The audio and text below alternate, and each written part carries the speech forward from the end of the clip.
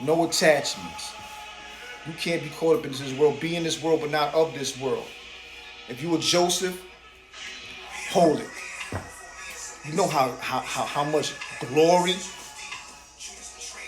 is to come from that and to come from your story? You were Joseph, embrace that. Walk that, head up, chest out. Because everywhere you go, you gonna glow.